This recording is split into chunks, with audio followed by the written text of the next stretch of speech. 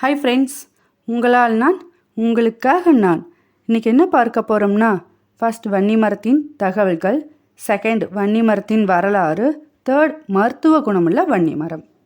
பார்க்கலாம் வாங்க. வன்னி மரத்தின் தகவல்கள்.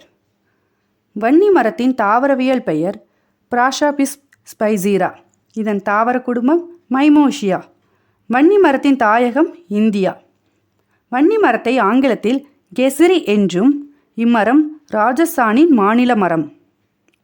நீர் அரிதாக கிடைக்கும் இடங்களில், வறண்ட பாலைவன பகுதிகளிலும் களர் மண்ணிலும் வளரக்கூடிய பசுமை மாறா மரம் வன்னி மரம்.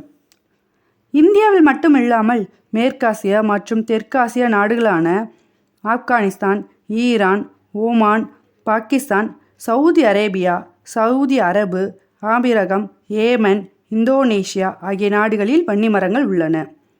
இந்தியாவில் ராஜஸ்தான், ஹரியானா, பஞ்சாப், குஜராத், உத்தரப்பிரதேசம் மற்றும் தென்னகத்தின் வறண்ட பகுதிகளிலும் இந்த மரங்கள் உள்ளன.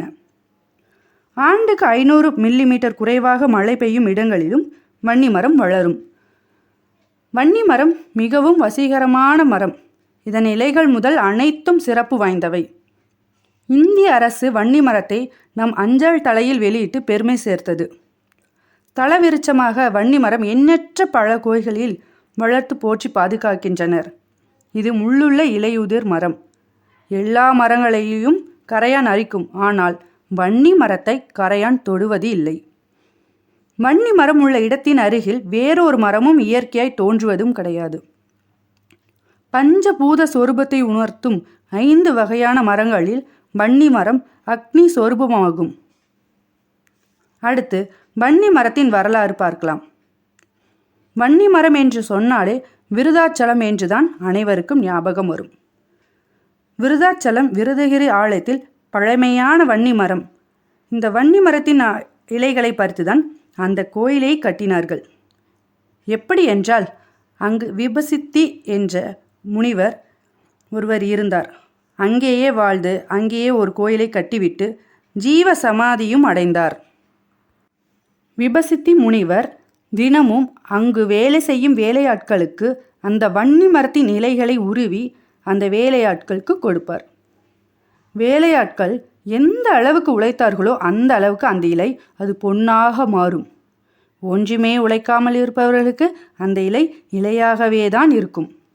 அப்படி ஒரு சக்தி இந்த வன்னி மரத்திற்கு உண்டு. அங்கு இன்னமும் அந்த பழமை வாய்ந்த வன்னி மரம் இருக்கிறது. அதற்கு கீழே விபசித்தி முனிவருடைய உருவமும் இருக்கிறது. வன்னி மரத்தை வழிபட்டால் எல்லா வகையிலும் சிறப்புகள் உண்டாகும். அடுத்து மருத்துவ குணமுள்ள வன்னி மரம். வன்னி மர பட்டையில் உடல் செரிமான கோளாறு, அல்சர் பாதிப்புகளையும் சரி செய்யும். பட்டையை அரைத்து விஷக்கடிகளின் மேல் தடவினால் வலி நீங்கும். உடல் தசைகளில் ஏற்படும் வீக்கம், கட்டிகளையும் கரைக்கும். லெப்சரி எனும் தொழு வியாதி பாதிப்புகளும் சரியாகும்.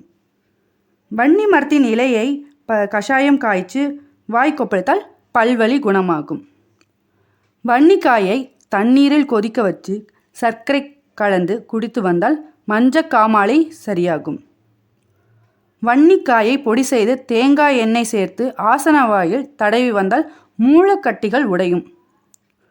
வன்னி மரத்தின் வேரை வினிகர் சேர்த்து கொதிக்க வச்சு குடித்தால் கல்லீரல் வீக்கமும் குணமாகும்.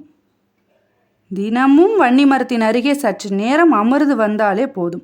அதிசய தன்மைகள் மிக்க வன்னி மர காற்று சுவாச பாதிப்புகளை போக்கி உடல் இன்னல்களை சரி செய்து உடலுக்கும் மனதுக்கும் புத்துணர்வை அளிக்கும். Thank you friends. அடுத்த வீடியோவில் பார்க்கலாம். சப்ஸ்கிரைப் பண்ணி பெல் ஐக்கான் கிளிக் பண்ணுங்கள். சக்ஸஸ் இன் சீக்ரெட் சேனலுக்கு சப்போர்ட் பண்ணுங்கள்.